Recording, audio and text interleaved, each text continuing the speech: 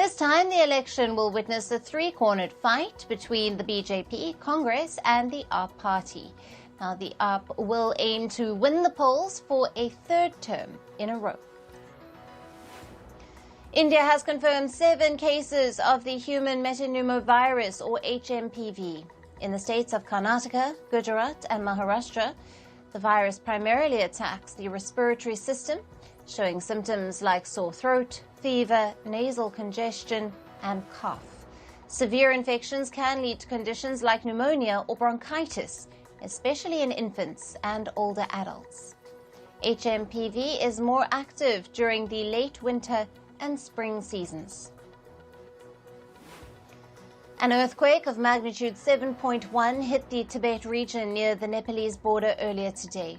At least 95 people have been reported dead. Tingri County near Shigatse city was identified as the epicenter of the quake. According to reports, the region's power and water supply was also cut following the earthquake. Meanwhile, tremors were also felt in neighboring Nepal, Bhutan, and northern India. And moving to North America now, Canadian Prime Minister Justin Trudeau has announced his resignation after 9 years in power. The Prime Minister will remain in office until the Liberal Party appoints a new leader. The Canadian Parliament will also remain suspended until the 24th of March. Trudeau's support within the ruling party started to decline last year due to increasing public dissatisfaction over the rising living costs. In the United States, soon after Trudeau stepped down, President-elect Donald Trump reiterated his stance and declared that Canada should be merged with the U.S. and become America's 51st state. Trump said that Canada would be secure from the threat of Russian and Chinese ships, by which they are constantly surrounded. He also said that there would be no tariffs if Canada merged with the U.S. A New York court has rejected President-elect Donald Trump's appeal to delay his sentencing in the hush money case. The judge ruled that the sentencing will be announced this Friday as decided earlier. He also dismissed Trump's attorney's argument to end the case. Trump was convicted last year of 34 felony counts for falsifying business records to hide that he paid $130,000 to an adult film actor. The outgoing U.S. President Joe Biden met with the Venezuelan opposition leader Edmundo Gonzalez. Both the leaders discussed ways to restore democracy in Venezuela. Gonzalez has been recognized as Venezuela's president-elect by the United States and several other nations. But the Venezuelan electoral authorities declared the current president, Nicolas Maduro, the winner shortly after the 28th of July vote. He is set to be sworn in on the 10th of January. And the United States has recorded its first human death from bird flu in Louisiana state. Authorities stated that the patient was having underlying medical conditions.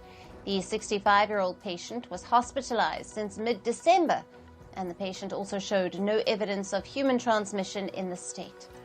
Last year, the U.S. authorities recorded 66 cases of bird flu in humans. Venezuelan President Nicolas Maduro has accused the Argentine government of being involved in violent plans against Venezuela on Monday. He alleged that the Argentine government had plans to kill Vice President Delcy Rodriguez. Venezuela had also detained Argentina's officer Nahuel Gallo, alleging his involvement in December. In Europe, Ukrainian President Volodymyr Zelensky said that Russia has suffered heavy losses during the last 5 months of its fighting against Ukrainian forces in southern Russia's Kursk region. Zelensky suggested that the Russian army suffered at least 38,000 casualties in Kursk, out of which at least 15,000 soldiers were killed. In West Asia, Yemen-based Houthis said that they had struck U.S. and Israeli targets on Monday. A Houthi spokesperson said they targeted the American aircraft carrier, the USS Harry Truman, in north of the Red Sea.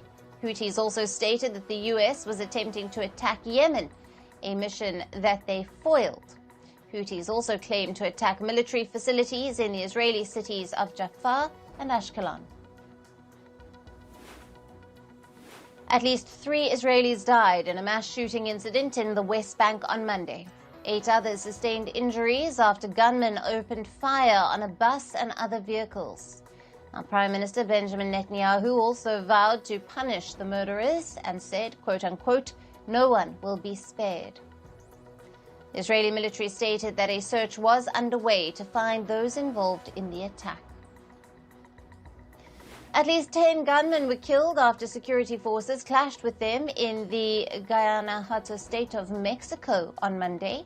At least 3 police officers also sustained injuries. The encounter took place during a joint patrol by police and the military in the Urira municipality. A dozen firearms were seized, along with stolen vehicles and ballistic vests. And North Korean leader Kim Jong-un said that the new hypersonic missile system will help the country to tackle its Pacific rivals. He said this after country fired a ballistic missile toward the East China Sea, and this was on Monday. The launch also used a new and effective method for missiles guidance control system. The North Korean leader described it as a plan and effort for self-defense. And in climate news, northern China recorded its coldest temperatures of the winter. In some areas, the temperature went below minus 40 degrees Celsius. The Inner Mongolia region reported extreme conditions, including temperatures of minus 44 degrees Celsius in Longshan. Fog enveloped towns like Yutolihe and Mangui, reducing visibility and covering vehicles and pedestrians in frost. And the first major winter storm of the year brought heavy snow to the U.S. Midwest and Mid-Atlantic. It caused widespread disruptions. Washington, D.C. experienced up to 5 inches of snow, while the surrounding areas in Maryland and Virginia saw snow accumulations of 8 inches. The storm forced the closure of federal offices and public schools and left over 330,000 homes and businesses without power. And northern England faced severe travel disruptions due to snowfall and flooding. Major roads and railway lines in northern and central England were affected, and airports such as Manchester and Liverpool temporarily closed their runways due to the heavy snow. The UK's Environment Agency said that flooding was expected at over 150 locations due to rain and melting snow. Severe flooding struck Leicester City in the UK, prompting authorities to intervene. Now, this happened after heavy rains and melting snow inundated fields, homes and roads. Over 200 emergency calls were reported as residents sought help in navigating floodwaters. And further westward to the United Kingdom, Saudi Arabia's Mecca city has been inundated by floods following torrential rainfall. The water transformed streets into gushing rivers, with vehicles floating in it. Residents were seen navigating through knee-deep water levels. Saudi Arabia's meteorological department issued a red alert for Mecca, Medina, and Jeddah. And the Atlantic Meridional Overturning Circulation, a vital ocean current that's regulating the Earth's climate, is under close observation by scientists amid fears it could slow or collapse. Such a scenario would have catastrophic effects. It includes extreme weather patterns and altered global temperatures. And on to business and tech news now. The U.S. Defense Department added Tencent and CATL to a list of firms linked to China's military. Tencent, a gaming and social media giant, called this decision a mistake. Following the U.S. decision, Tencent shares nosedived nearly 10%. CATL, the biggest EV battery maker, also denied the claim and saw its shares drop by 5%.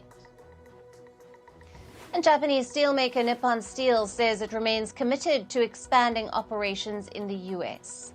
The company filed a lawsuit accusing President Joe Biden of unlawfully blocking its $14.9 billion bid for U.S. steel. Nippon Steel claims that Biden interfered with the national security review process by the U.S. Investment Committee.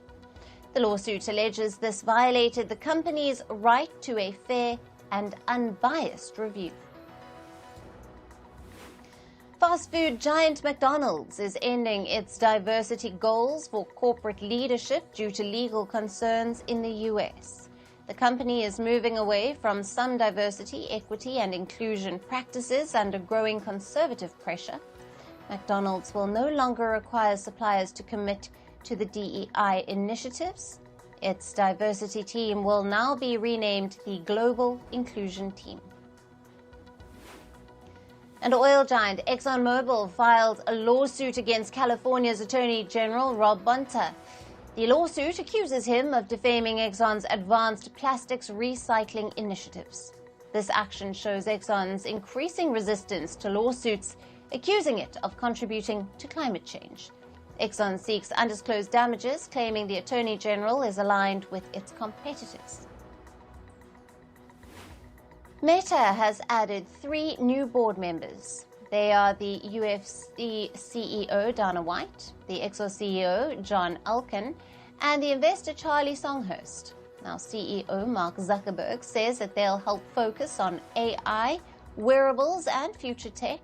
Dana White is known for leading the UFC, a global mixed martial arts organization, and Elkann runs a European investment firm, Exor.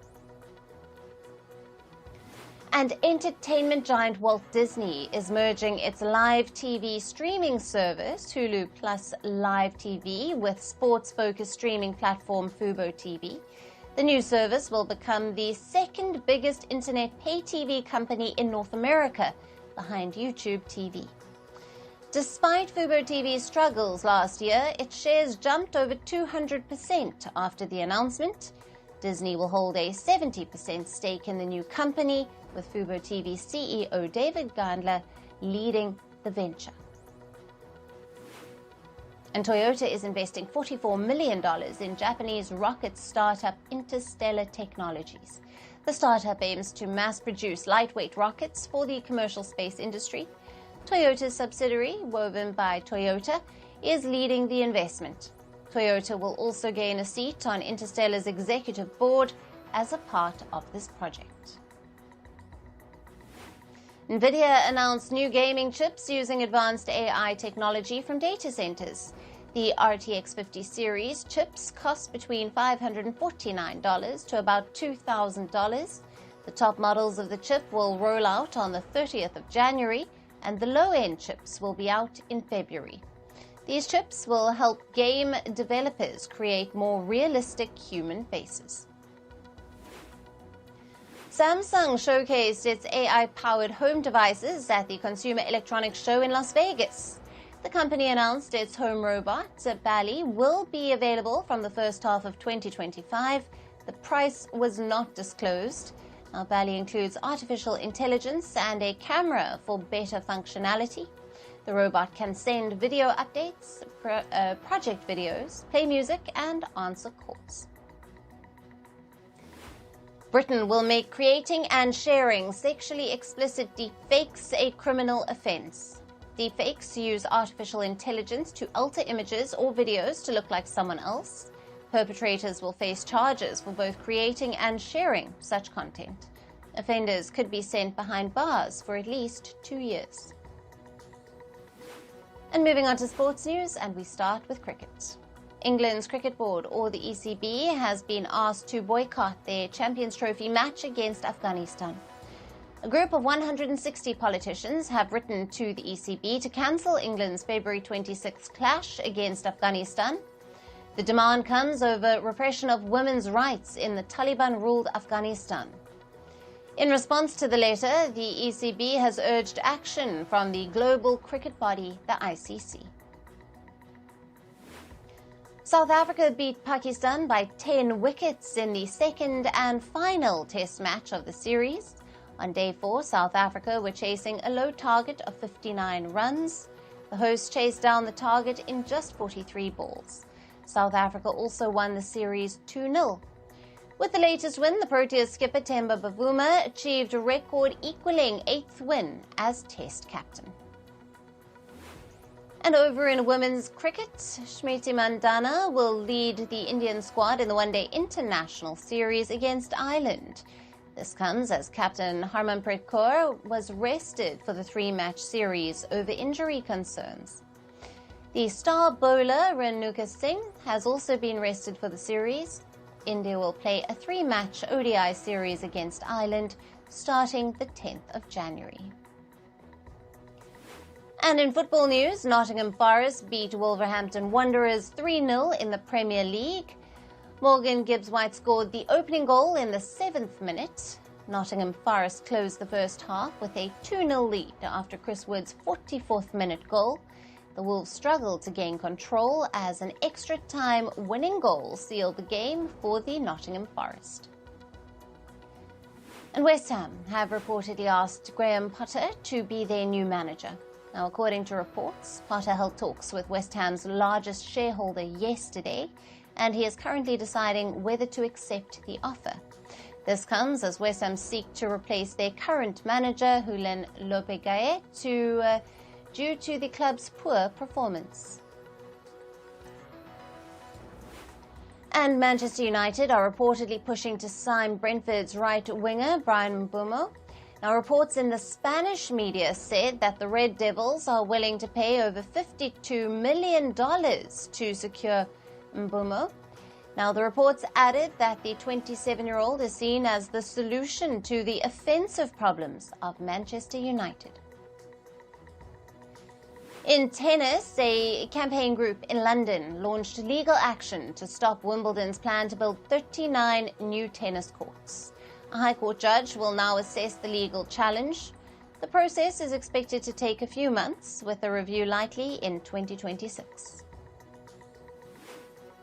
And former women's world number one Naomi Osaka announced the end of relationship with rapper Cordae. In a social media post, Osaka described Cordae as a great person and an awesome dad. Osaka and Cordae became parents to a daughter in July of 2023. The announcement comes just a week before Osaka's Australian Open campaign. In badminton, Indian women's doubles pair, Trisa Jolly and Gayatri Gopichand, won their opening match at the Malaysia Open. The succeeded Indian duo beat the Thai pair in straight sets, 21-10, 21-10. The match lasted just 30 minutes, and with this win, the Indian pair has advanced to the round of 16 at the Malaysia Open. Over in Formula One, Aston Martin signed a long-term deal with the forex broker company Pepperstone. Now, Pepperstone will be Aston Martin's global forex and trading partner. In a statement, Pepperstone has said that their partnership with Aston Martin will begin at the Australian Grand Prix in March of this year. And shifting focus to entertainment news now, Hollywood's favorite couple, Zendaya and Tom Holland, are engaged. Reports said that Holland proposed during the holidays in a private, intimate setting at Zendaya's family home. The actor debuted her dazzling diamond ring at the 2025 Golden Globes, sending fans into a frenzy. The 5.02 carat Jessica McCormack ring became the talk of the event. The 82nd Golden Globe ceremony saw a 7% boost in viewership. Now, according to reports, 10.1 million people viewed the event on CBS, hosted by comedian Joe Coy. Now, this year's telecast marked the second consecutive year on CBS, and this is after Paramount Global took over the rights to the awards from NBC. The Academy of Motion Picture Arts and Sciences has unveiled its list of 323 films eligible for the 97th Academy Awards. 207 contenders are in the race for the Best Picture Award. Titles such as Anora, The Brutalist, and Conclave are among the major contenders.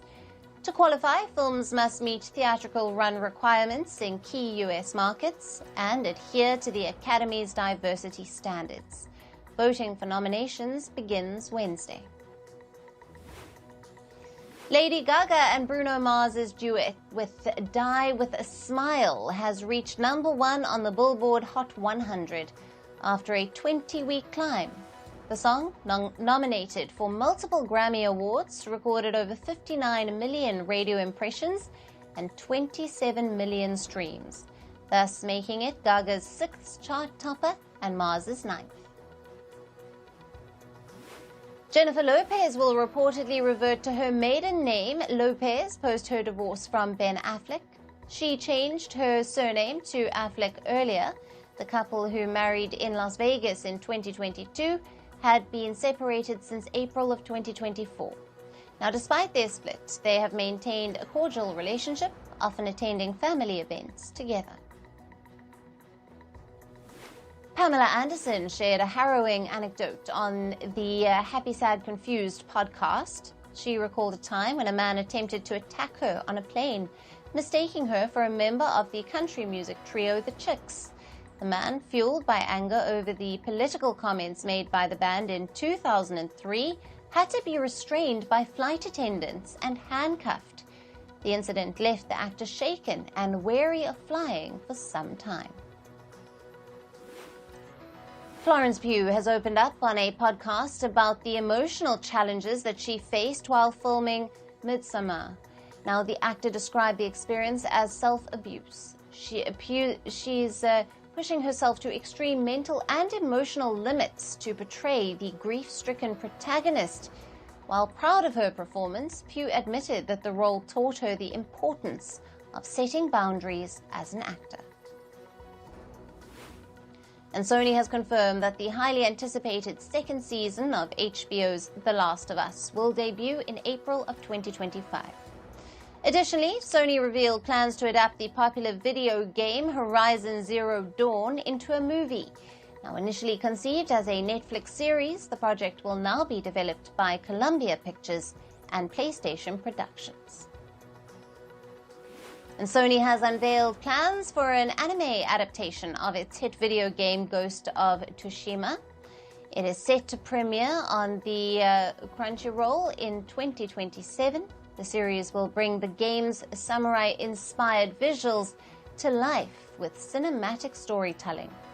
Produced in collaboration with Aniplex and animated by Kamikaze Doga, the series will explore the game's legendary Japanese warrior aesthetics and the cooperative multiplayer elements of Ghost of Tsushima Legends. And Peacock has announced plans to bring NBC's fantasy drama Grimm back as a feature film. The reboot will feature executive producers from the original series, while plot details and casting remain under wraps.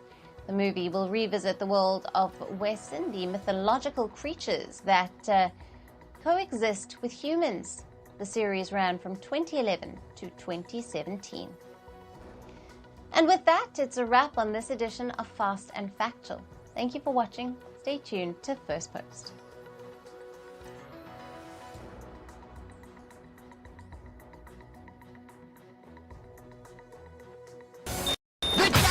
It's over! He's done it again! Unbelievable! Oh, straight into the roof of the net. Nice one. Straight down the middle. Hello and welcome. It's a start to yet another week here of Firstpost. I'm Rupa Ramani. Let's get the show started.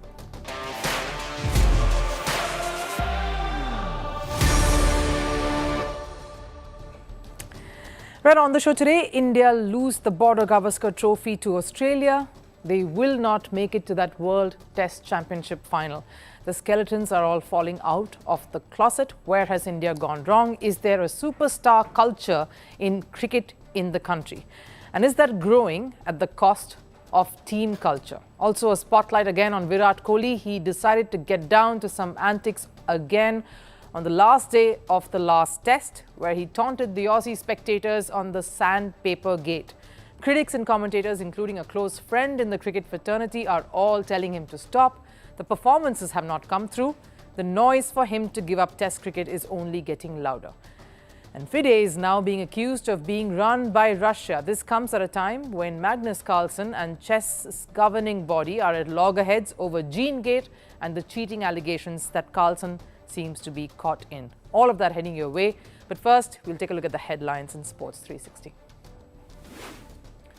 Starting with cricket, New Zealand registered a 9-wicket win over Sri Lanka in the first of the 3-match ODI series. Put into bat first, Sri Lanka